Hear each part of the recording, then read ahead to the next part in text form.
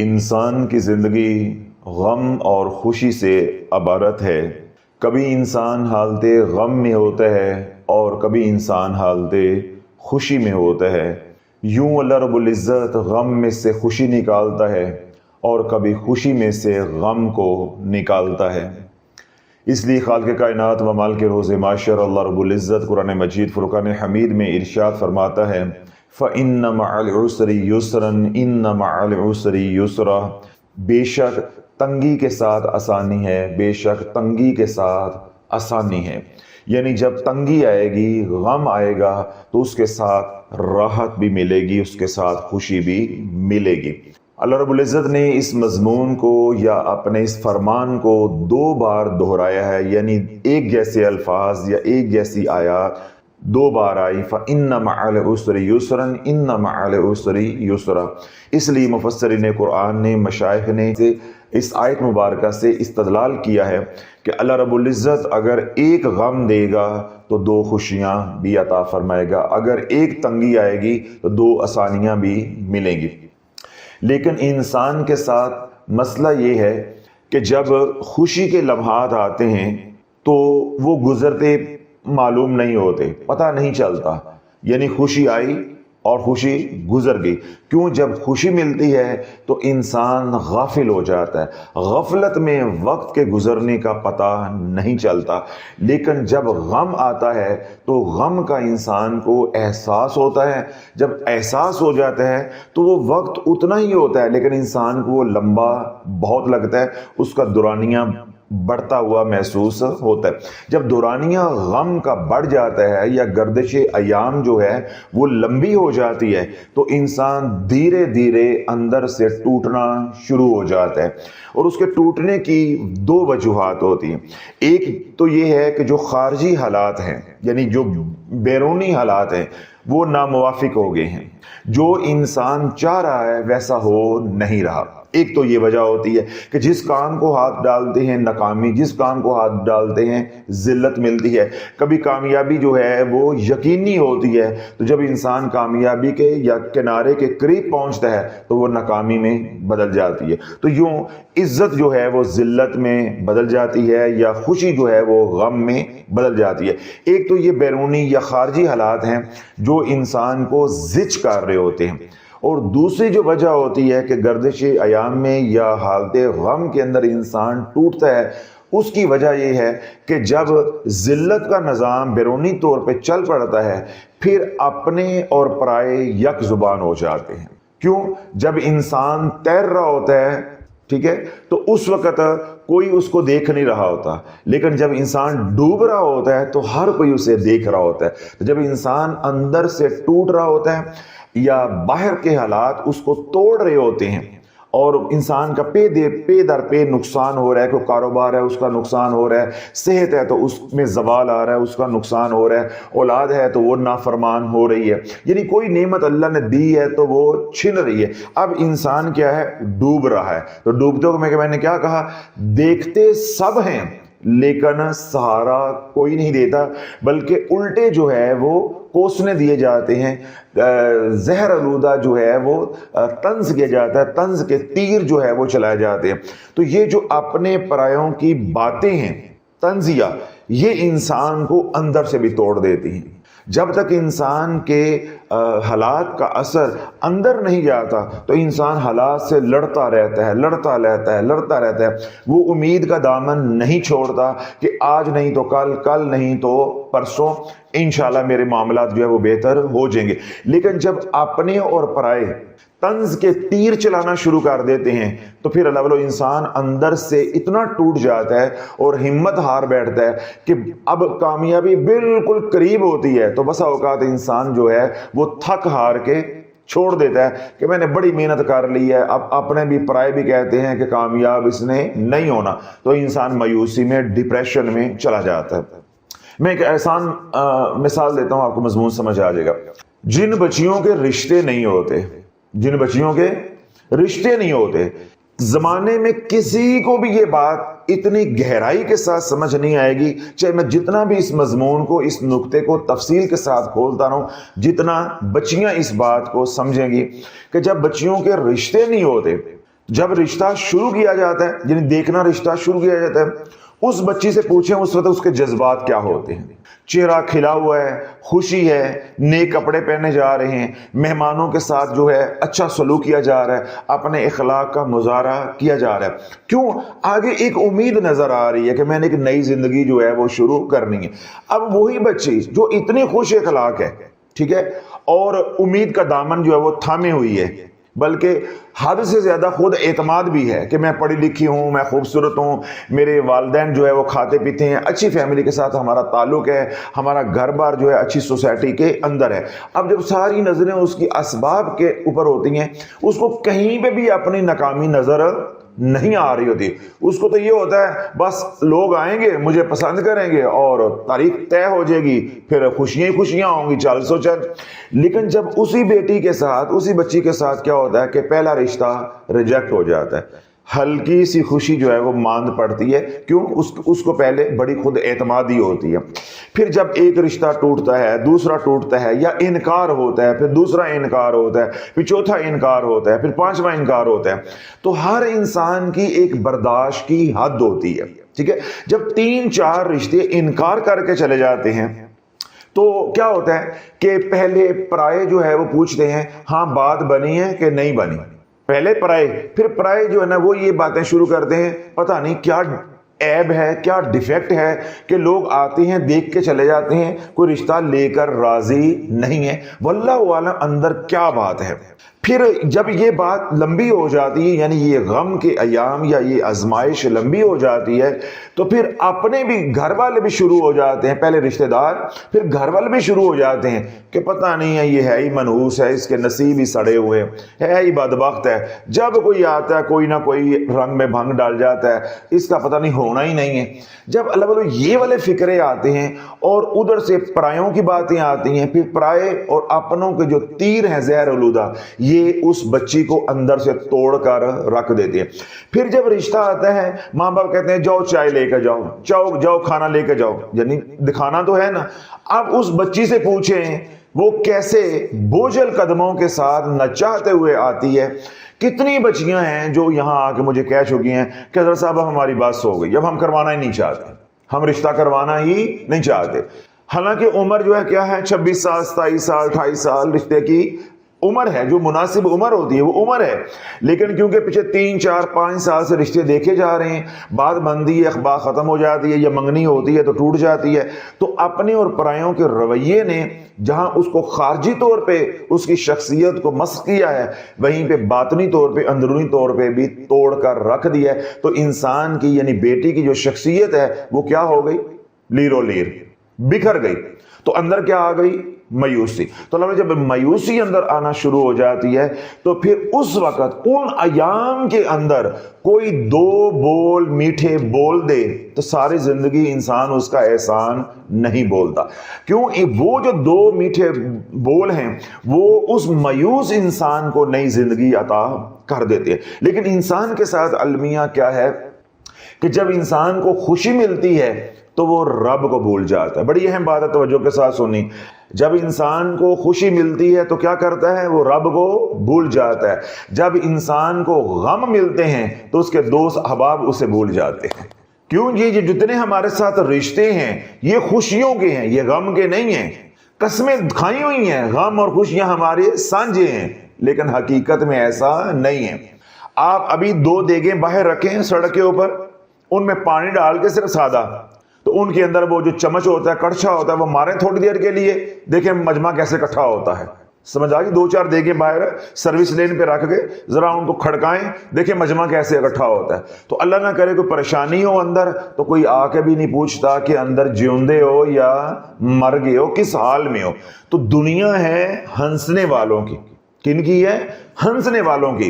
जो रो रहा हो, रोने वालों की ये दुनिया नहीं है। तो ये इंसान के साथ अलमिया है, या इंसान की ये कमबख्ती है कि जब अच्छे दिन होते हैं ये अल्लाह को भूल जाता है, जब इस पे बुरा वक्त आता है तो इसको अपने भूल जाते हैं। इसलिए रब कुरान मजीद फुरकान हमीद में इरशाद फरमाते हैं, फज़कुरूनी अज़कुरुकुम। इमाम फखरुद्दीन राज़ी रहमतुल्लाह अलैह ने अपनी तफसीर के अंदर اس آیت مبارکہ کی تفسیر لکھتے ہوئے جو اس کے معرف کو بیان فرمایا ہے، اس میں ایک یہ بھی بات لکھی ہے کہ فَاذْكُرُونِي أَذْكُرْكُمْ کے معنی یہ ہیں یا اس کے معرف یہ ہیں کہ انسان خوشی کے دنوں میں اللہ کو نہ بھولے اور غم کے دنوں میں اللہ تجھے نہیں بھلائے گا۔ تو جب اللہ بولو ہم خوشی کے ایام میں اللہ کو بھلا دیتے ہیں تو پھر غم کے ایام کے اندر مخلوق خدا بندے کو بھلا دیتی ہے۔ کیوں؟ مخلوق تو تبھی یاد کرے گی جب اللہ یاد کرے گا۔ فَاذْكُرُونِي أَذْكُرْكُمْ۔ جب انسان پھر اندر سے ٹوٹ جاتا ہے، اب اس وقت یا اس مقام پہ آ کے اسے کسی سہارے کی ضرورت ہوتی ہے کہ کوئی اس کو دو بول میٹھے بولنے والا مل جائے، کوئی سہارا دینے والا مل جائے، کوئی اس کا ہاتھ تھامنے والا، کوئی ایسا سہارا مل جائے جس کا دامن وہ تھام لے تو اس دلدل سے نکل آئے۔ تو جب ان حالات کے اندر کوئی اس کی مدد کرتا ہے تو وہ اس کے لیے کیا بن جاتا ہے؟ مسیحا بن جاتا ہے۔ اب وہ کوئی بھی سبب ہو سکتا ہے، وہ انسان بھی ہو سکتا ہے، کوئی وظیفہ بھی ہو سکتا ہے، ٹھیک ہے، یا کوئی اور سبب بھی ہو سکتا ہے جو اس کو اس بور کے اندر سے نکال دے۔ تو جب انسان مایوسی کے اندر گر جائے، ہر طرف سے حالات جو ہے وہ ناموافق ہو جائیں، کہیں امید کی کرن نظر نہ آئے، تو میں کیا کہتا ہوتا ہوں کہ جب کوئی نظر نہیں آتا تو تب رب نظر آتا ہے۔ جب کوئی نظر نہیں آتا تو پھر رب نظر آتا ہے، تو جب سب نظر آتے ہیں تو پھر تب رب نظر نہیں آتا۔ یہی بات میں نے پہلے کی ہے دوسرے طریقے کے ساتھ کہ جب خوشی ہوتی ہے تو رب بھول جاتا ہے، جب غم ہوتے ہیں تو مخلوق بندے کو بھلا دیتی ہے، پھر رب یاد آتا ہے لیکن مخلوق یاد نہیں کرتی، وہ پوچھتی بھی نہیں ہے کہ زندہ ہو یا مر گئے ہو۔ تو مایوسی کے اندر جو اللہ رب العزت کا قرآن انسان کو نئی زندگی دیتا ہے، وہ آیات مبارکہ جو ایک روح پھونک دیتی ہیں، ان تمام آیات کی جو امام ہے آیت وہ ہے وَلَسَوْفَ يُعْطِيكَ رَبُّكَ فَتَرْضَىٰ۔ حضرت علی رضی اللہ عنہ روایت کرتے ہیں کہ حضور علیہ الصلوۃ والسلام نے ارشاد فرمایا کہ میرے رب نے میرے پہ قرآن نازل کیا ہے، اس میں سے ایک آیت ہے جس کے اندر امید ہے، یعنی وہ سب سے بڑی آیت ہے امید کی، اور وہ آیت ہے وَلَسَوْفَ يُعْطِيكَ رَبُّكَ فَتَرْضَىٰ۔ اور میں نے اس آیت کو اپنی امت کے لیے قیامت والے دن کے لیے محفوظ کر لیا ہے، روک رکھا ہے کہ مجھے اپنے رب کی رحمت سے امید ہے کہ اس دن جب غم کی گھڑی ہوگی، پریشانی کی گھڑی ہوگی، افراتفری کی گھڑی جو ہے وہ ہوگی، تو اس وقت یہ ایک امید اللہ نے مجھے دلائی ہے کہ اللہ میری دعا کو میری امت کے حق میں قبول کرے گا، کہ میری شفاعت کو میری امت کے حق میں قبول کرے گا، جیسے میں اللہ سے مانگوں گا اللہ ویسے ہی مجھے عطا کرے گا، کیونکہ رب نے وعدہ کیا وَلَسَوْفَ يُعْطِيكَ رَبُّكَ فَتَرْضَىٰ۔ اے میرے محبوب ہم آپ کو اتنا عطا کریں گے کہ آپ راضی ہو جائیں گے۔ تو جب لوگوں سے پوچھا گیا، یعنی جو اہل علم ہیں ان سے پوچھا گیا کہ قرآن مجید فرقان حمید کی سب سے زیادہ امید والی آیت کون سی ہے، تو جو اہل علم ہیں انہوں نے کیا جواب دیا؟ قُلْ يَا عِبَادِيَ الَّذِينَ أَسْرَفُوا عَلَىٰ أَنفُسِهِمْ لَا تَقْنَطُوا مِن رَحْمَةِ اللَّهِ۔ اے میرے محبوب میرے بندوں کو فرما دیجئے اگر یہ اپنی جانوں کے اوپر ظلم کر بیٹھے ہیں، لا تقنطوا من رحمت اللہ، یہ میری رحمت سے مایوس نہ ہوں۔ حضرت ابو جعفر محمد بن علی رضی اللہ عنہ موجود تھے، جب کوفی یہ سوال کر رہے تھے تو آپ کھڑے ہو گئے، آپ نے فرمایا کہ یہ جواب درست نہیں ہے۔ قُلْ يَا عِبَادِيَ الَّذِينَ أَسْرَفُوا عَلَىٰ أَنفُسِهِمْ لَا تَقْنَطُوا مِن رَحْمَةِ اللَّهِ، یہ آیت امید کی ہے، یہ امید والی آیت ہے، لیکن آپ جو یہ کہہ رہے ہیں کہ سب سے زیادہ قرآن مجید فرقان حمید کے اندر امید والی آیت یہ ہے، یہ درست نہیں ہے۔ میں اہل بیت سے ہوں اور میں نے کیا سنا ہے یا میں کیا جانتا ہوں کہ سب سے زیادہ جو امید والی آیت ہے وہ آیت ہے وَلَسَوْفَ يُعْطِيكَ رَبُّكَ فَتَرْضَىٰ، کہ اللہ نے اپنے محبوب کے ساتھ وعدہ کیا ہے کہ ہم تجھے اتنا دیں گے کہ تجھے راضی کر دیں گے۔ تو اللہ اس کا پرتاؤ اللہ اپنے محبوب کی امت پہ بھی ڈالتا ہے کہ جب انسان امید کا دامن نہیں چھوڑتا، مایوس نہیں ہوتا، اللہ سے امیدیں لگائے رکھتا ہے، اللہ کی رحمت سے امیدیں رکھتا ہے، تو پھر ایک وقت آتا ہے کہ اللہ اتنا عطا کر دیتا ہے کہ بندہ رب کی عطا کے اوپر جو وہ راضی ہو جاتا ہے۔ شرط کیا ہے کہ وہ مایوس نہ ہو۔ اس لیے حضرت ابی بن کعب رضی اللہ عنہ روایت کیا ہے کہ جس نے سورہ والضحیٰ پڑھی، اللہ رب العزت اس کو جتنے دنیا میں یتیم ہیں اور مسکین ہیں ان کی تعداد کے برابر 10 نیکیاں عطا فرمائے گا. یعنی جتنے مسکین ہیں، جتنے یتیم ہیں، ہر یتیم کے اوپر 10 نیکیاں، ہر مسکین کے اوپر 10 نیکیاں. یا یوں سمجھ لو کہ جتنے دنیا بھر میں یتیم ہیں یا مسکین ہیں ان کی جتنی تعداد ہے اس کو 10 سے ضرب دو گے تو جو تعداد نکلے گی اس تعداد کے برابر اللہ نیکیاں عطا فرمائے گا. جو اپنے معمولات کے اندر سورہ والضحیٰ کو شامل کر لے گا پھر اللہ اس کو وہ نعمت عطا کرے گا جس سے کملی والا راضی ہوگا اور اس کی شفاعت کرے گا. جب اللہ کے نبی علیہ السلام کے اوپر وحی کا سلسلہ کچھ وقت کے لیے رک گیا، اب جو باتیں میں نے پہلے کہی ہیں ان کو ذہن میں رکھنا ہے، تو یہ بات سنیں گے تو آج کی بات مکمل ہو جائے گی. جب اللہ کے نبی علیہ السلام کے اوپر وحی کا سلسلہ کچھ وقت کے لیے اللہ نے ایک مصلحت کے تحت، حکمت کے تحت روک دیا تو کیا ہوا کہ پہلے پرایوں نے باتیں شروع کی. کنہوں نے؟ پرایوں نے، کفار مشرکین نے باتیں شروع کی.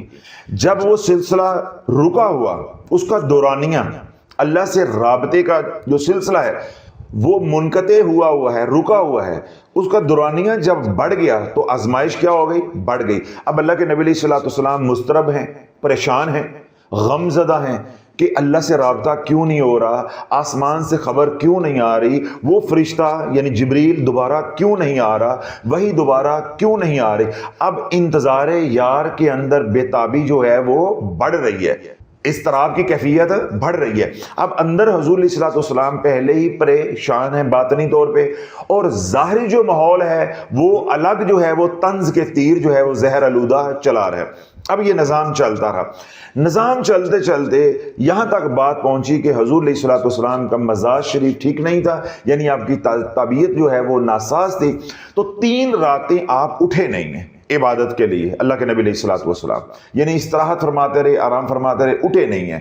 تو ام جمیل نے طنز کی، تانا دیا کہ معاذ اللہ تیرے شیطان نے تجھے چھوڑ دیا ہے، کہ تیرے شیطان نے تجھے چھوڑ دیا ہے. حلالو اب پرائے تو پہلے ہی بک بک کر رہے تھے، جب اپنوں نے بھی تانا دیا تو اللہ کے نبی علیہ السلام کا دل جو ہے وہ رنجیدہ ہو گیا. تو یہ بات ابھی میں نے تھوڑی دیر پہلے کہی ہے کہ جب بیٹی کا رشتہ دیکھنے کے لیے آتے ہیں 2 4 5 دفعہ جب انکار ہو جاتا ہے یا رشتہ یا منگنی ہو کے ٹوٹ جاتی ہے تو پرائے پہلے باتیں شروع کرتے ہیں، پھر رشتہ دار شروع ہو جاتے ہیں، پھر گھر والے بھی شروع ہو جاتے ہیں کہ یہ ہے ہی بدبخت ہے، اس کے نصیب ہی اچھے نہیں ہیں، اس کا نہیں ہونا کہیں پہ بھی. تو پھر اس بچی سے پوچھو کہ اس کے دل پہ کیا بیتتی ہے. تو اسی طرح اللہ اگر سورۃ والضحیٰ کا پس منظر شان نزول سمجھنا چاہتے ہو تو اللہ کے نبی علیہ السلام کی بارگاہ میں جا کے پوچھو کہ حضور علیہ السلام کے قلب اطہر پہ کیا بیتی تھی کہ جب پرایوں نے تانے دیے پھر اپنے بھی ساتھ شروع ہو گئے. تو جب اللہ کے نبی علیہ السلام رنجیدہ ہوئے تو اللہ نے حضور علیہ السلام کی ڈارس کو بندھانے کے لیے، ہمت جو ہے وہ بندھانے کے لیے اپنی رحمت نازل نہیں کی بلکہ موگے کھول دیے رحمت کے، اور رب نے قرآن اتارا اور اس کے اندر ایسا انداز کلام جو ہے وہ اپنایا کہ وہ سارا جو غم تھا حضور علیہ السلام کے قلب اطہر کے اندر، جس کی وجہ سے حضور علیہ السلام رنجیدہ تھے، اندر ہی اندر گھلتے جا رہے تھے، وہ سارا غم جو ہے 11 آیات نے غلط کر دیا، ختم کر دیا. اور رب نے قرآن اتارا والضحیٰ واللیل اذا سجا ما ودعک ربک وما قلی، ودعک ربک وما قلی.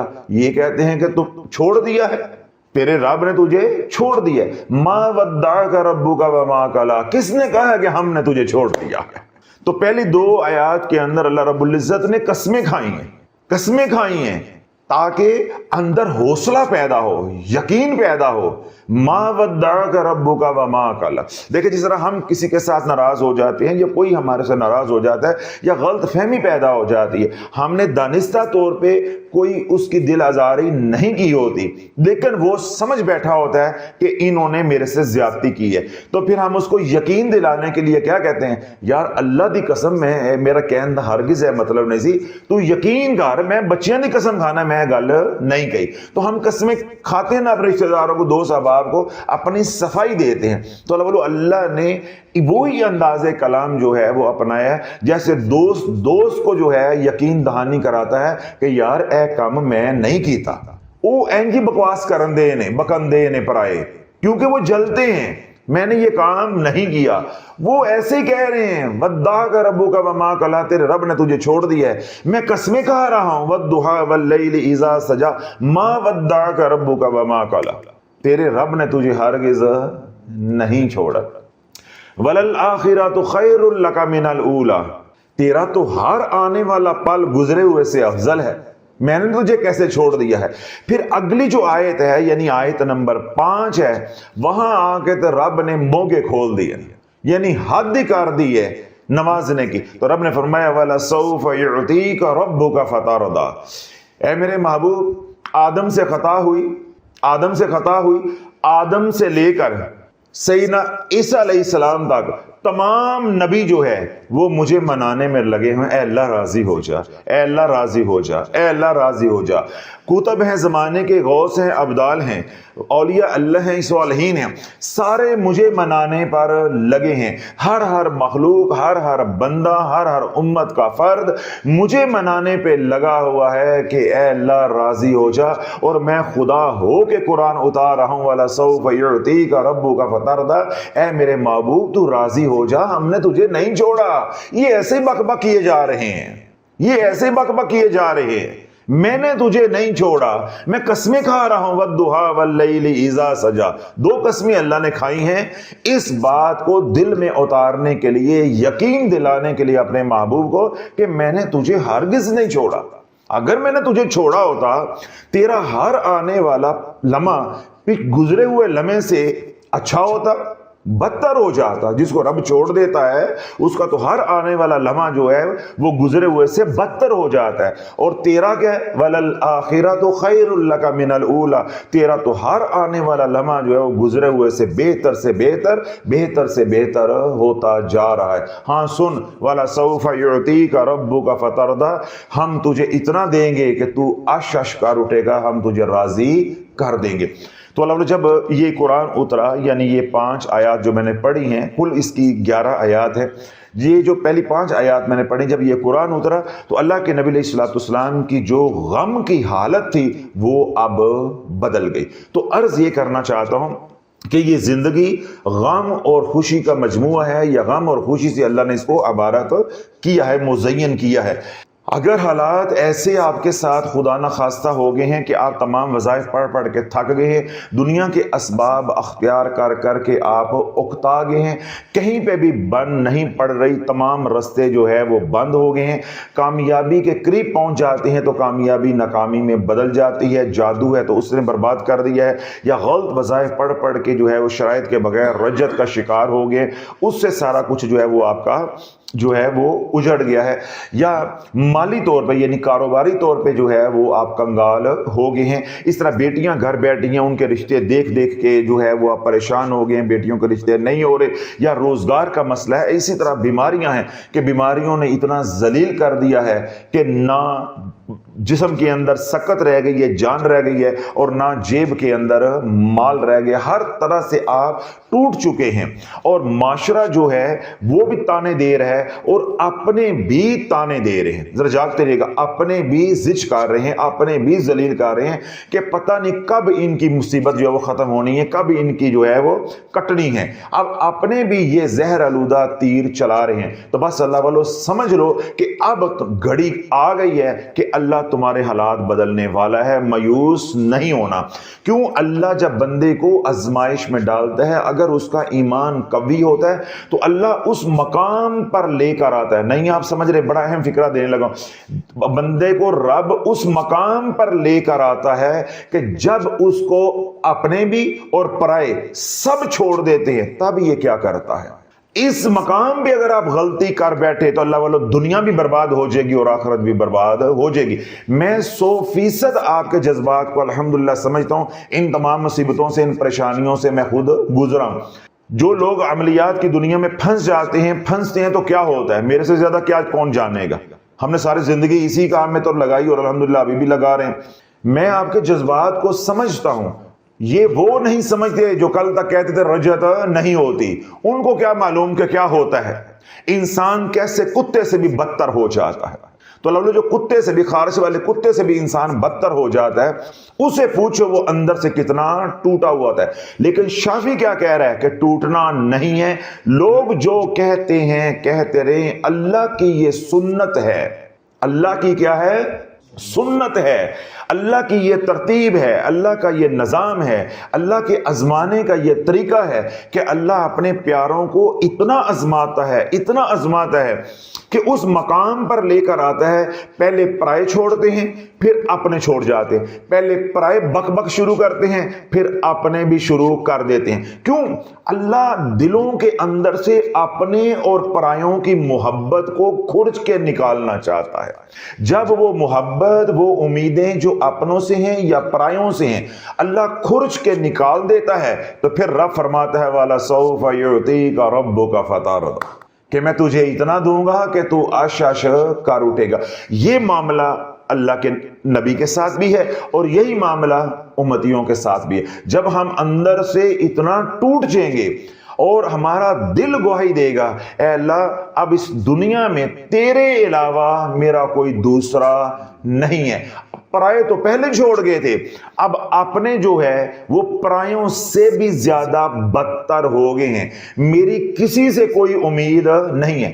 ये मेरी तरह डायलॉग नहीं हो जैसा मैं बोल रहा हूं, ये दिल बोल रहा हो और अमल जाहिर कर रहा हो कि तू सबसे ला ताल्लुक हो जाए, सबसे ला ताल्लुक हो जाए। फिर क्या रहा कुरान उतारता है, वज़्कुर इस्मा रब्बिका वतबत्तल इलैहि तबतीला, और कर जिक्र अपने रब के नाम का सबसे ला ताल्लुक होके। तो अल्लाह बोलो रब ने शर्त ये रखी है कि वजीफा करना है तो सबसे ला ताल्लुक होके, जिक्र करना है तो सबसे ला ताल्लुक होके, इबादत कर रही हैं तो सबसे ला ताल्लुक होके, दुआ करनी है तो सबसे ला ताल्लुक होके। तो बंदा ला ताल्लुक कैसे हो सकता है? जब परायों पे भी उम्मीदें होंगी, अपनों से भी उम्मीदें होंगी, सब ने जो है वो हाथों पे उठाया होगा, तो अल्लाह कहां याद आएगा? तो ये तो इंसान की कमजोरी है।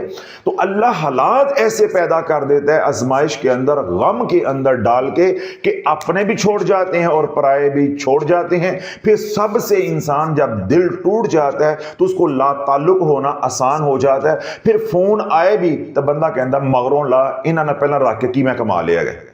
यानी अब उसको फोन आने की खुशी नहीं है, बल्कि जब फोन आता है या बेल आएगी या वो घर आ जाए या उनका संदेशा आ जाए तो बंदा कहता पर हम मौरोला इन्होंने पहला साढ़ा कड़ा चंगा किया है। अब ये किस बात का इजहार है कि अंदर अब मोहब्बत नहीं है, अब अंदर कराहत आ गई है, नफरत आ गई है कि मैं इनसे मिलना नहीं चाहता, ये लोग ठीक नहीं है। तो अल्लाह जब ये मकाम आ जाता है, फिर आप जिक्र के लिए बैठोगे तो सामने चाचा, मामा, ताई, खाला, बेटा, बीवी, कोई कारोबार नजर नहीं आएगा, अल्लाह नजर आएगा, अल्लाह नजर आएगा।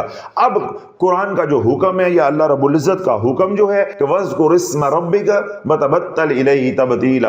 अब आपकी कोई उम्मीद किसी ना अपने पे है ना पराये पे है। अब आप सजदा करोगे तो तब भी रोएंगे, हाथ उठाओगे तो तब भी रोगे, तस्बीह पकड़ोगे, दाने गिरा रहे होगे तो तब भी रोगे कि या अल्लाह मुझे कुछ नहीं चाहिए, मुझे तू चाहिए। मैंने सबको देख लिया है, अपनों को भी देख लिया है और परायों को भी देख लिया है, कोई किसी का नहीं इस दुनिया में, बस ऐ अल्लाह मुझे तू चाहिए। जब अल्लाह बोलो ये कैफियत आ गई तो बस आपकी आजमाइश का वक्त खत्म हो गया, इम्तहान में आप कामयाब हो गए। अब अल्लाह रब्बुल इज्जत जो है वला सौफ युतीका रब्बुका फतरदा, इस आयत मुबारका की खैरात, इसका फैजान जो है वो तुझे अता करेगा। क्यों? तू इम्तहान के अंदर कामयाब हो गया। अब अल्लाह गम में से खुशी निकालेगा, गम में से खुशी निकालेगा, और जब खुशियां आना शुरू होंगी पे दर पे खुशियां आएंगी, हालात बदलते जाएंगे। जो पहले यूं उजड़ते गए अब ये रिवर्स होना है ना, अब ये रिवर्स होंगे, वो बेहतर होते जाएंगे। तो अभी थोड़ी देर पहले मैंने क्या बात कही है कि देगा खड़कन गियां, देगा खड़कन गियां, पांडे वजन गए तो बंदे तो बंदा चढ़ेगा, तो बंदे तो आने ही आने हैं। जो ये छोड़ गए थे अब आपको बुलाना नहीं पड़ेगा कि चचा आ जाओ, ताई आ जाओ, फुफो आ जाओ, फुला आ जाओ। وہ اب خود آئیں گے. کیوں؟ اب اللہ نے رنگ لگا دیے. تو اللہ بولے جب رنگ لگ جاتے ہیں، پھول کھلتا ہے، تو پھول جا کے پتنگے کو بلا کر، مکھیوں کو بلا کر، کیڑے مکوڑوں کو بلا کر نہیں لے کے آتا، یا جو اس کے عاشق ہوتے ہیں، جو قدردان ہوتے ہیں پھول کے، ان کو بلا کر نہیں لے کر آتا، بلکہ قدردان سر کے بل خود چل کر آتے ہیں کہ پھول کھل گیا ہے. اس طرح اللہ جب بندے کو رنگ لگ جاتے ہیں تو پھر کیا ہوتا ہے کہ سارا زمانہ جو ہے وہ اس کے گن گاتا ہے، سارا زمانہ گن گاتا ہے. میں آپ کو ایک چھوٹی سی بات کہتا ہوں، آپ کو ساری باتیں لمبی بات کرنے کی ضرورت نہیں ہے. کل تک یہ کیا کہتے تھے؟ رجت نہیں ہے. یہ شافی جھوٹ بولتا ہے. تو ایک پیر صاحب نے ہاتھ پیر باندھ کے اپنے، وہ کہتے ہیں نا پیر باندھ کے جھوٹ بولنا، تو جھوٹ خود بولا، امت کو گمراہ کیا. تو قذاب مجھے کہہ رہے ہیں، دجال مجھے کہہ رہے ہیں. تو جب مخلوق خدا نے پھر ان کی طبیعت سیٹ کی، انہیں پتہ چل گیا اے بھائی شافی نو ہاتھ نہیں پانا، یہ جڑے چاہن والے نے وہی وارا نہیں سانو ہے، وہی اتنا بےعزت کر رہے ہیں مجھے ہے، تو میرے تو چینل کو، مجھے میری تو ذات کو، میری ریپیوٹ کو تو اتنا نقصان پہنچ گیا. تو کیا ہو گئے؟ باز آ گئے. سمجھ آ گئی؟ نظام چلتا گیا. جو کل تک کہتے تھے رجت نہیں ہے، جب اللہ رب العزت نے شافی کی فکر کو اپنے مخلوق کے دل میں اتار دیا، اپنے محبوب کے امت میں اتار دیا، قلوب کے اندر لوگوں کو سمجھ آ گئی. اب سارا میڈیا رجت سے بھرا ہے کہ نہیں بھرا؟ جنہیں لفظ رجت نہیں بولنا آتا، میں کہتا ہوں جو بھی بول رہے ہیں، کوئی رجت بول رہا ہے، کوئی رجت بول رہا ہے، حالانکہ دونوں غلط ہیں. تو میں کہتا ہوں چلو جو بھی بول رہے ہو، وہ دو چار بیان سن کے ٹوٹے ٹوٹے لگا کے وہ اپنے انداز سے بنا تو رہے ہیں نا. ہماری اب کامیابی کیا ہے کہ 13-14 مہینوں میں جو منکر تھے وہ مان گئے ہیں. تو انشاءاللہ کل آنے والے دنوں میں اس کی تباہیوں کو بھی مان جائیں گے کہ جو شافی کہتا ہے کہ یہ 7 نسلیں اجاڑ کے رکھ دیتی ہے. ابھی تو یہ کہتے ہیں ہاں جی رجت ہوتی ہے، پر اتنا نقصان نہیں ہوتا جتنا شافی ڈراتا ہے. میں کہتا ہوں ان سے پوچھو جو اجڑے ہیں، ان سے پوچھو جو اجڑے ہیں، ہم سے پوچھو جو اجڑے ہیں. وہ کہتے ہیں نا راہ پہ جانے تے واہ پہ جانے. تمہیں کیا پتا؟ تم نے کتابیں کھولی، ویڈیو بنائی تھی، آؤ گے. تم اس میدان میں اترے ہوتے، اس میدان کے گھوڑے ہوتے، تم اجڑتے، تمہیں پتا چلتا کہ غلطی ہو جائے وظائف کی دنیا میں، روحانیت یا عملیات کی دنیا میں، تو پھر کیا ہوتا ہے. تو عرض کرنے کا مقصود یہ ہے کہ اب رنگ لگے ہیں شافی کو، تے سارے کٹھے ہوئے نے کہ نہیں ہوئے. تو یہی بات میں آپ کو کہہ رہا ہوں اللہ کہ جہاں ڈول بجے گا وہاں پھر دھمال ڈالنے والے، ناچنے والے، بنگڑا ڈالنے والے بلانے نہیں پڑتے. مسئلہ ڈھول کا ہے. مسئلہ کس کا ہے؟ ڈھول کا ہے کہ ڈھول بجنا چاہیے. ڈھول کب بجے گا؟ چرچا کب ہوگا؟ جب اللہ چاہے گا. فاذکرونی اذکرکم. جب اللہ ہمیں یاد کرے گا تو اللہ کے یاد کرنے سے کیا مراد ہے کہ اس کی مخلوق میں چرچا ہوگا، اللہ رنگ لگا دے گا. تو اللہ جب یہ حالات ہمارے اوپر آ جاتے ہیں، ہمارا ظاہر اور باطن ایک جیسا ہو جاتا ہے، ظاہر کے جو اپنے ہیں وہ بھی چھوڑ جاتے ہیں، پرائے ہیں وہ بھی چھوڑ جاتے ہیں، اور ہمارے دل سے تمام لوگوں کی محبت نکل جاتی ہے. تو اس لمحے انسان اتنا ٹوٹا ہوا ہوتا ہے، اتنا مایوس ہوتا ہے. شافی کیا کہہ رہا ہے کہ یہ لمحہ جانے نہیں دینا. یہ لمحہ تجھے 10 سال کے بعد ملا، کسی کو 8 سال کے بعد ملا، کسی کو 15 سال کے بعد ملا. اتنی مار کھا کھا کے بیلنے میں سے گزر کے تو یہاں تک پہنچا ہے. یہاں آ کے تو نے غلطی کر دی تے پرچہ نواں مل جائے گا، آزمائش نئی شروع ہو جائے گی. یہاں آ کے مایوس نہیں ہونا، رحمت کا دامن تھامے رکھنا ہے. بس آج نکل تو کل نہیں پرسوں. یہ وقت ختم ہونے لگا ہے کہ تیرے ٹول وجہ نہ لینے. بس تے جے تو مایوس ہو گیا تو آپ ٹول بن جائے گا، تو خود ڈول بن جائے گا. بندہ مر جاتا ہے تو پھول جاتا ہے نا، تو آپ ٹول بن جائے گا، تو ہی مر جائے گا، دنیا سے گزر جائے گا.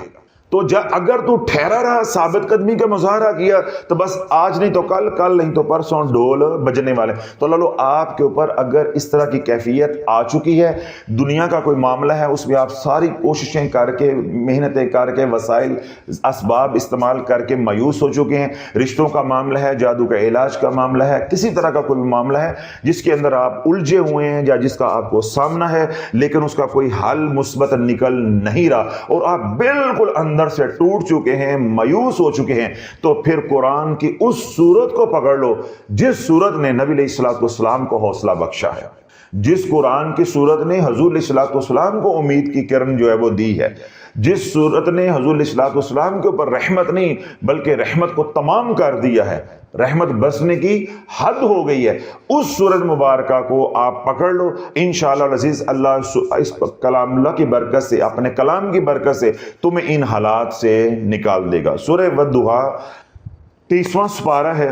شان نزول کے یعنی نزولی ترتیب کے حوالے سے یہ قرآن مجید فرقان حمید کی 11ویں سورت ہے، اور جو تدوینی ترتیب ہے یعنی جو قرآن کی ترتیب ہمارے پاس ہے اس لحاظ سے اس سورت کا نمبر ہے 93 ایک رکوع ہے اس کا اور 11 آیات ہے۔ والضحیٰ واللیل اذا سجا ما ودعک ربک وما قلی وللآخرۃ خیر لک من الاولی ولسوف یعطیک ربک فترضی الم یجدک یتیما فآوی ووجدک ضالا فہدی ووجدک عائلا فاغنی فاما الیتیم فلا تقہر واما السائل فلا تنہر واما بنعمت ربک فحدث۔ تو یہ 11 آیات مبارکہ کے اوپر یہ سورت جو ہے یہ مشتمل ہے، اور اس کے 40 جو ہے وہ کلمات ہیں یعنی 40 الفاظ ہیں، اور اس کے حروف کی تعداد جو ہے وہ 172 ہے، اور یہ سورہ مبارکہ مکی ہے۔ تو یہ اس کا مختصر سا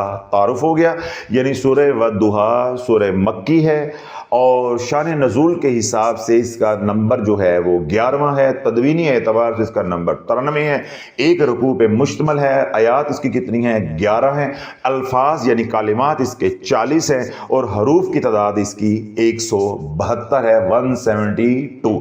سمجھ آگئی ساری بات؟ کیونکہ یہ میں نے 2 بار اس لیے دہرائی ہیں کہ اگلی بات جو میں نے کہنی ہے ان میں اس بات کا جو ہے بار بار تذکرہ آنا ہے، تو یہ بات آپ کو معلوم ہونی چاہیے، کیوں جو پڑھنے کے طریقے ہیں یا ترتیبیں ہیں ان کا انحصار اس صورت کا جو تعارف میں نے مختصر سا کروایا ہے اس کے اوپر ہے۔ پہلا آسان طریقہ ہے، مختصر یہ کہہ لیں طریقہ ہے کہ آپ اس سورہ مبارکہ کو آپ 11 مرتبہ صبح اور 11 مرتبہ شام پڑھیں، اول و آخر ایک کے بعد درود ابراہیم پڑھیں گے، اور درمیان میں ہر بار بسم اللہ شریف کے ساتھ سورہ والضحیٰ واللیل اذا سجا یہ سورت مبارکہ آپ نے پوری پڑھنی ہے۔ اگر تو آپ چاہتے ہیں کہ میرے حالات آسودہ ہیں، اللہ نے مجھے اچھی زندگی دی ہوئی ہے، گھر میں میاں بیوی میں محبت ہے، بچوں میں پیار اتفاق ہے، اچھا کاروبار ہے، صحت اچھی ہے، سب کچھ اچھا ہے، یہ ایسے ہی اللہ رونقیں لگائے رکھے، محض آپ برکت کے لیے پڑھنا چاہتے ہیں، رحمت اور سلامتی کے لیے پڑھنا چاہتے ہیں، تو آپ کو صرف 11 بار صبح اور 11 بار شام it is more then sufficient, بہت ہے، اس سے زیادہ آپ کو ضرورت نہیں ہے۔ ایتے ہو گئے نا فارغ۔ اگلے وہ حضرات جو مصیبتوں میں پھنسے ہیں لیکن لکو لک نہیں پھنسے، گٹے گٹے اجے پھنسے نے، ابھی ابتدا ہے، یعنی مشکلات زندگی میں پیدا ہو رہی ہیں لیکن ابھی ایسی کوئی صورتحال نہیں ہے کہ زندگی موت کا مسئلہ بن چکا ہو یا رجعت کا مسئلہ بن گیا ہوا ہے، ابھی ایسی کوئی بات نہیں، یعنی ہے صحیح پریشانی لیکن اتنی نہیں ہے، تو وہ کیا کریں کہ یہی سورہ مبارکہ جو ہے ہر نماز کے بعد 11 بار پڑھیں، ہر نماز کے بعد 11 بار پڑھیں۔ جن دنوں میں خواتین نے نماز نہیں پڑھنی ہوتی، جب نماز کا وقت ہو جائے یعنی اذان ہو جائے تو اس سورہ مبارکہ کو 11 مرتبہ پڑھ لینا، ہر بار بسم اللہ شریف کے ساتھ، اور اول و آخر ایک بار درود پاک۔ کتنے طرح کے لوگ بھگت گئے؟ 2 طرح کے۔ اب اگلا کیا ہے؟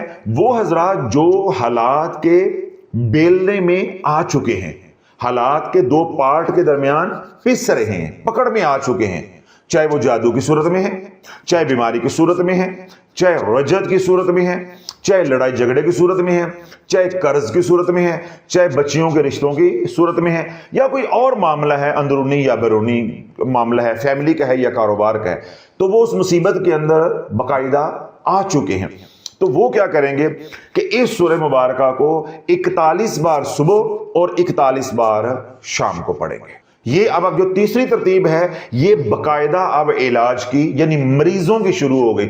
جو 2 ترتیبیں میں نے پہلے بتائی ہیں اس میں پہلی ترتیب کیا ہے؟ ششکا، یعنی خیر و برکت کے لیے، جنہوں نے وظیفے کا ٹھرک ہے، شوق ہے، وہ بھی پورا ہو گیا، اور وہ اس لیے بھی پڑھ لیں کہ اللہ نے جو رونقیں لگائی ہوئی ہیں اللہ برکت ڈالے، ٹھیک ہے، یعنی جو اپنا ٹھرک پورا کرنا چاہتے ہیں، چسکا پورا کرنا چاہتے ہیں وظیفوں کا، وہ بھی یہ کر سکتے ہیں، برکت والے لوگ ہیں وہ بھی یہ وظیفہ کر سکتے ہیں، ٹھیک ہے، لیکن ان کے ساتھ کوئی معاملہ منفی نہیں ہے، وہ ہے 11 مرتبہ صبح 11 مرتبہ شام۔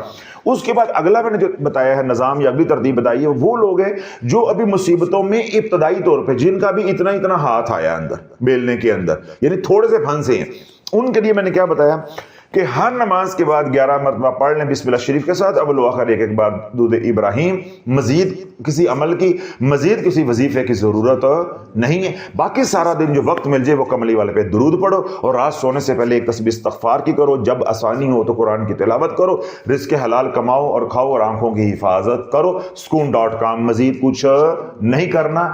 ابھی تم ٹنگے بھی نہیں گئے، اگر مزید کچھ کرو گے تو ٹنگنا چھوٹا ہے، پھر ٹنگے بھی جاؤ گے، اس لیے ان کو میں نے فارغ کر دیا ہے کہ یہ جو 2 طبقے ہیں یہ اس سے زیادہ آگے نہیں بڑھیں گے۔ اب تیسرا طبقہ یا تیسری ترتیب کیا ہے کہ جو لوگ میں نے بتایا باقاعدہ طور پہ اب پھنس گئے ہیں، جیسے جادو کے اندر، بندش کے اندر، رجت کے اندر، ٹھیک ہے، کاروبار تباہ ہو گیا، رزق جو ہے وہ کشادہ تھا وہ سکڑ گیا، تنگ ہو گیا، صحت ہے تو وہ برباد ہو رہی ہے، عزت ہے تو وہ پامال ہو رہی ہے۔ تو جو لوگ باقاعدہ مصیبتوں کے اندر پھنس چکے ہیں ان کے لیے کیا ہے، وہ 41 بار صبح اور 41 بار شام کو پڑھیں گے، 3 مرتبہ درود ابراہیم اول پڑھیں گے اور آخر پڑھیں گے، اس طرح رات کو بھی 3 مرتبہ درود پاک اول اور آخر، اور 41 بار جو ہے وہ سورہ والضحیٰ پڑھیں گے۔ بعد نماز مغرب پڑھ لیں یا رات سونے سے پڑھ لیں، اسی طرح صبح جب پڑھیں گے تو بعد نماز فجر پڑھیں گے۔ کتنی ترتیب ہو گئی؟ 3 ترتیب ہو گئی۔ اب اگلی ترتیب یہ ہے کہ اگر حالات زیادہ خراب ہو گئے ہوئے ہیں، رجت بہت شدید قسم کی ہو گئی ہوئی ہے، تو پھر آپ سورہ والضحیٰ کے حروف ہیں 172، تو آپ 172 مرتبہ رات سونے سے پہلے پڑھیں گے، ایک ہی بار پڑھیں گے لیکن 172 مرتبہ حروف کی تعداد کے برابر پڑھیں گے، اور اپنے تمام مقاصد پریشانیاں جو ہے ان کی نیت کر کے ذہن میں رکھ کے آپ نے پڑھنی ہے، اور اول و آخر جو ہے وہ 11 مرتبہ درود ابراہیم ہوگا۔ پڑھ کے پانی پہ دم کر لیں، پانی گھر میں استعمال کریں، کاروبار کی جگہ پہ استعمال کریں، رجت کے مریض ہیں، جادو کے مریض ہیں، خود ہیں یا گھر والے ہیں ان کو پلائیں، خود بھی استعمال کریں۔ ٹھیک ہو گیا؟ اب اگلی ترتیب یہ ہے کہ اگر رجت بہت زیادہ ہے، کرونک رجت ہے، 8-10 سال کی ہسٹری ہے وظائف کرنے کی، ٹھیک ہو گیا، یا جادو کی 8-10 سال کی ہسٹری ہے، تباہی کی 8-10 سال کی ہسٹری ہے، یعنی 8-10 سال سے ہی آپ ایک جیسے حالات کے اندر پس رہے ہیں، یعنی اتنا دورانیہ پیچھے ہے، تو پھر اللہ والو آپ کو چلنا پڑے گا سائیکل کے مطابق۔ اب آپ توجہ کے ساتھ سنیے گا، پچھلے دنوں میں نے مٹکے والا عمل بتایا کہ اتارا کرنے کا، تو وہ بیان تلاش چینل پہ پبلک ہو چکا ہے، وہ آپ ذرا سن لیجئے گا تاکہ وہاں سے بھی آپ کو معلومات مل جائے کہ سائیکل کیا ہوتا ہے۔ اب آپ نے سورہ والضحیٰ 313 بار پڑھنی ہے۔ کتنی بار پڑھنی ہے؟ 313 بار پڑھنی ہے۔ ایک وقت کا تعین کر لے، بعد نماز فجر پڑھ لے یا بعد نماز عشاء پڑھ لے، جیسے آپ کو آسانی ہے، ٹھیک ہے، اپنا ایک وقت جو ہے وہ کر لینا ہے مقرر، اس پہ آپ نے پڑھتے رہنا ہے۔ ہر بار بسم اللہ شریف کے ساتھ پڑھیں گے، اول و آخر 11 بار درود ابراہیم پڑھیں گے۔ یہ ان لوگوں کے لیے ہے جو ٹنگے نہیں ٹنگے ہوئے نہیں، یعنی بالکل بیچارے مرے پڑے ہیں، پھنسے پڑے ہیں۔ یہ آخری جو ہائی ڈوز ہے یہ ان کے لیے ہے جو کئی سالوں سے مصیبتوں کے اندر پھنسے، وظائف پڑھ پڑھ کے، تویز دھاگا کر کر کے، ہر جتن انہوں نے کر لیا ہے، لیکن حالات کا پہیہ جو ہے وہ ان کے حق میں چل نہیں رہا۔ تو وہ پڑھیں گے 313 بار سورۃ والضحیٰ رات سونے سے پہلے یا پھر صبح بعد نماز فجر، جس طرح ان کو آسانی ہے، ٹھیک ہو گیا۔ اب یہ پڑھنی کیسے ہے؟ آج مثال کے طور پہ 1 تاریخ ہے، تو آپ 1 تاریخ کو یہ عمل شروع کریں گے، جتنی اللہ نے توفیق دی ہے، آپ کی حیثیت ہے، حسب توفیق آپ صدقہ دیں گے۔ صدقہ دے کے اب آپ نے پڑھائی آج یہ شروع کر لی، 21 دن کے بعد یہ عمل آپ کا مکمل ہو جائے گا، یعنی آج 1 تاریخ کو آپ نے شروع کیا تو 21 مئی کو جا کے یہ عمل آپ کا کیا ہو جانا ہے؟ مکمل ہو جانا ہے۔ تو یہ جو 3 ہفتوں کا ہے اس کو عملیات کی زبان میں چلہ کہتے ہیں، اور میں آپ کے لیے آسانی کے لیے لفظ بول رہا ہوں کہ سائیکل، ٹھیک ہے۔ اب بعض لوگوں کو نہیں سمجھ آتی چلہ کیا ہوتا ہے، کوئی بعض لوگ پھر اس بات میں لے جاتے ہیں جو چلہ تو 40 دن کا ہوتا ہے، تو آپ سائیکل لفظ سمجھیں کہ یہ سائیکل ہے 21 دن کا، ٹھیک ہے۔ تو ہم نے اس کا جو عدد ہے مفرد اس کو 3 رکھنا ہے، 2 + 1 3 رہ جائے گا، تو 3 کے عدد کے اندر رہنا ہے، کیونکہ ہمیں تخلیق کی ضرورت ہے۔ کس کی؟ تخلیق کی ضرورت ہے، ہم نے اس کے اندر رہنا ہوتا ہے۔ تو یہ کیونکہ جو عدد 3 ہے مفرد وہ تخلیقی عدد ہے. اب آپ 21 دن کے لیے یہ سائیکل اپنا مکمل کریں گے, ٹھیک ہے, اس دن آپ خیرات کر دیں گے. جب آپ پڑھ رہے ہوں گے تو روزانہ آپ نے حسب توفیق چاہے ایک لقمہ بھی کھانے کا کسی کو کھلائیں, خیرات کے بغیر یہ عمل نہیں چلنا, جادو نہیں ٹوٹے گا, رجت سے آپ نہیں نکلیں گے, برے حالات میں جکڑے ہوئے ہیں, پکڑے ہوئے ہیں, آپ نہیں نکل سکتے. اس عمل کو جو پہیے لگانے ہیں وہ خیرات نے لگانے ہیں, آپ کے اخلاص اور خلوص نے لگانے ہیں, صرف پڑھائیوں سے کچھ نہیں ہو جانا. میں یہ نہیں کہہ رہا کہ ہر روز جو ہے وہ دیج کا چاولوں کا پکانا ہے یا دیگ دینی. میں نے کیا کہا کہ ایک لقمہ بھی آپ کسی کو دے سکتے ہو. گھر میں آٹا اپنی بیوی کو کہہ دو کہ بھائی 2 پیڑے زیادہ بنا لیا کر, 2 روٹیاں زیادہ لگوا لیا کر یا لگا لیا کر, 1 پلیٹ سالن کی 2 روٹیاں جو مانگنے آئے, بلا آئے, گلی میں آئے, اس کو دے دینی ہے. یا کوئی آس پاس ہے تو اس کو وہاں بھیج دی, یا گھر میں ماسی کام کرتی ہے تو اس کو روزانہ کھانا جو ہے وہ اچھا جو مناسب کھانا ہوتا ہے وہ دے دینا ہے. 21 دن آپ نے کھانا کھلاتے جانا ہے اور پڑھائی کرتے جانا ہے. اگر تو اللہ والو رجت ہے معمولی, جادو ہے معمولی, ٹھیک ہے, بیماری ہے معمولی, پہلے سائیکل میں اڑ جائے گا سارا کچھ اللہ کے حکم سے, پہلے سائیکل میں سب کچھ اڑ جائے گا. اب جب پہلے سائیکل میں ہی آپ کو یعنی 21 دن کے بعد کامیابی مل جاتی ہے تو پھر آپ کو دوسرا سائیکل شروع کرنے کی ضرورت نہیں ہے. اب آپ نے عمل جو ہے 2 رکعت نماز شکرانے کے نفل پڑھیں گے, خیرات کریں گے, عمل آپ نے بند کر دینا ہے اور 11 مرتبہ صبح اور 11 مرتبہ شام ساری زندگی پڑھتے رہیں گے. عمل آپ کے ہاتھ میں رہے گا, رجت نہیں پڑے گی. رجت پڑھنے کی اہم وجہ خواتین اور مرد حضرات جن کو عملیات کا علم نہیں ہے اور جس طرح ان پیروں نے پاگل بنایا ہوا ہے, ایک بار ڈائری پہ لکھ کے رکھ لو, کیونکہ پاکستانیوں کی جو یادداشت ہے وہ 72 گھنٹے کی, 72 گھنٹے کے بعد یہ قوم بھول جاتی ہے, کیونکہ جذباتی قوم ہے, مرچیں کھانے والی, اچار کھانے والی, اپنا نمکین چاولاں تے سالن, میٹھے چاولاں تے سالن تے نمکین چاول ہونا, او دہی پیا ہے, دہی پئی, ہاں جی پئی, ایسا دہی تو دینا, اچھا اور نمکین چاول ہے چھولے والے.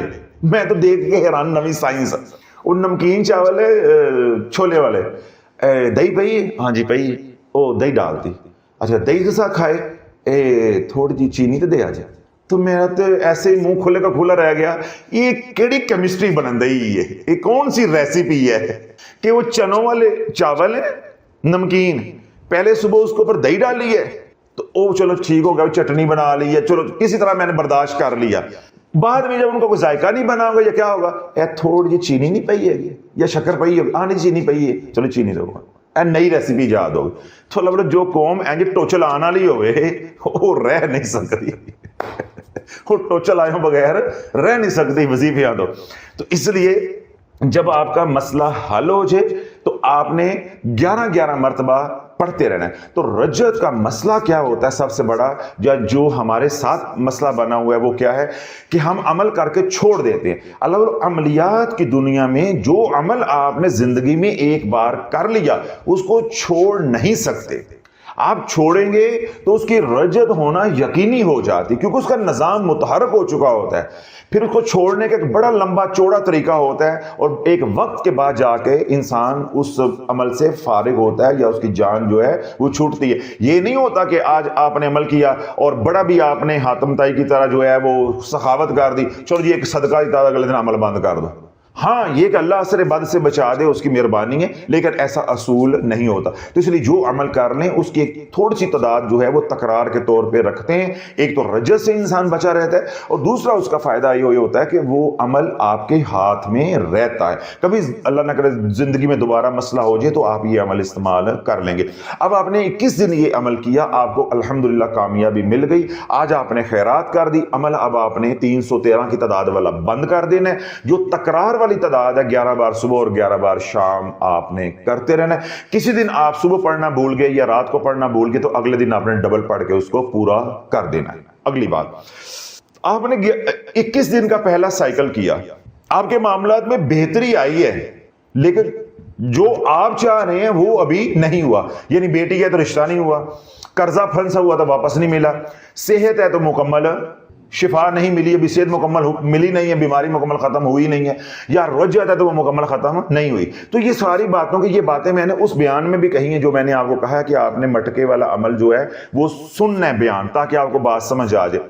تو پھر آپ نے یہ خود فیصلہ کرنا ہے کہ مجھے ضرورت ہے کہ نہیں، کیونکہ میں تو آپ کے پاس نہیں ہوں. تو آپ نے پھر اگلا سائیکل شروع کر لینا ہے، چاہے اگلے دن سے شروع کر لیں، چاہے 2-3 دن کا وقفہ دے کے شروع کر لیں. اب یہاں بات بڑی اہم ہے. اب خواتین ہیں وہ 21 دن کا سائیکل کرتی ہیں، آگے ناپاکی کے دن شروع ہو جاتے، تو وہ نیا سائیکل شروع نہیں کریں. اس طرح آپ مرد ہیں، آپ نے 21 دن کا عمل کر لیا، اب آپ کی شادی وادی ہے، کوئی سفر ہے، آپ نے جانا ہے، 2-4 آپ چھٹیاں کرنا چاہتے ہیں، یا ویسے طبیعت اکتا گئی ہے، نکاہت ہو رہی ہے، سستی ہو رہی ہے، تو 2-4 دن آپ سانس نکالنا چاہتے ہیں تو 2-3 چھٹیاں کر سکتے ہیں. لیکن جن دنوں میں چھٹیاں کریں گے ان دنوں میں 11 بار صبح شام پڑھتے رہنا ہے، کیونکہ 11 بار بھی چھوڑ دیں گے تو وہ تو عمل الٹ پڑ جائے گا سارا، وہ تو رجت آ جائے گی اسی وقت اس کی ہے. سمجھ آ گئی بات؟ ان دنوں میں 11 بار پڑھتے رہنا ہے. پھر عورتیں ہیں تو وہ ایام سے نکل آئیں گی، یا آپ نے ویسے چھٹی کی تھی، 2 چھٹیاں کرنا چاہتے تھے، 3 کرنا چاہتے تھے، وہ آپ نے کر لی. اب آپ اگلا سائیکل کرنا شروع کرنا چاہتے ہیں تو آج بسم اللہ کر کے آپ اگلا سائیکل شروع کر دیں. وہی ترتیب ہوگی، آپ ساتھ جو ہے وہ خیرات کرتے جائیں گے، اور روزانہ جو وقت آپ نے مقرر کیا اس پہ آپ پڑھتے جائیں گے. آج مثال کے طور پہ 2 سائیکل آپ کے مکمل ہو گئے. اب آپ نے اپنے اندر جھانکنا ہے، اپنے حالات کو دیکھنا ہے. اگر تو آپ مطمئن ہیں تو عمل بند کر دینا ہے، شکرانے کے 2 نفل ادا کرنے. دوبارہ پھر کیا ہے، 11 بار صبح اور 11 بار شام، ساری زندگی پڑھتے رہیں گے. آج 2 سائیکل مکمل ہوئے ہیں، آپ نے اپنے اندر جھانکا، اپنے حالات کو دیکھا، آپ نے کہا کہ ابھی 70% کام ہوا ہے، 30% رہتا ہے. آپ 1 سائیکل اور شروع کر لیں گے. آج 3 سائیکل مکمل ہو گئے ہیں. پھر اپنے آپ کو پرکھیں، اگر تسلی ہو گئی ہے خلاص 11 بار صبح 11 بار شام ساری زندگی پڑھتے رہیں گے، عمل بند ہو جائے گا، ریاضت ختم ہو گئی. لیکن اگر آپ مطمئن نہیں ہوئے تو 4تھا سائیکل، پھر 5واں سائیکل، پھر 6ٹھا سائیکل، اور آخری ہے 7واں سائیکل. 7 سائیکل کل ہیں روحانیت کے. اس وقت تک سورہ والضحیٰ اگر آپ پڑھتے رہتے ہیں، 7 سائیکل اپنے یا 7 ریاضتیں یا 7 چلے اپنے مکمل کرتے ہیں، تو تب تک سورہ والضحیٰ کی ریاضت، اس کی روحانیت، اس کی نورانیت اس مقام پہ پہنچ جائے گی کہ اس کے بعد آپ 11 بار بھی روزانہ پڑھتے رہیں گے تو انشاءاللہ العزیز کوئی آپ کا بال بیگا نہیں کر سکتا. جو کرم اللہ نے کرنا ہے کر کے رہے گا، وہ کسی کے مشوروں کا پابند نہیں ہے. جو کوئی جادو کر رہا ہے کرے، جو آپ کا کوئی برا جو ہے وہ چاہ رہا ہے وہ چاہتا رہے، کوئی حسد کرتا ہے تو کرتا رہے، کوئی مخالفت کرتا ہے تو کرتا رہے. اللہ کو پرواہ نہیں ہے. فعال لما یرید، وہ جو چاہتا ہے وہ کر گزرتا ہے، کوئی اسے پوچھنے والا روکنے ٹوکنے والا نہیں ہے. پھر انشاءاللہ فیصلہ آپ کے حق میں ہو کر رہے گا. یعنی عرض کرنے کا مقصود یہ ہے کہ اس کی ریاضت یا اس کے عمل کا طریقہ کیا ہے کہ 1 سائیکل سے لے کے 7 سائیکل تک ہے.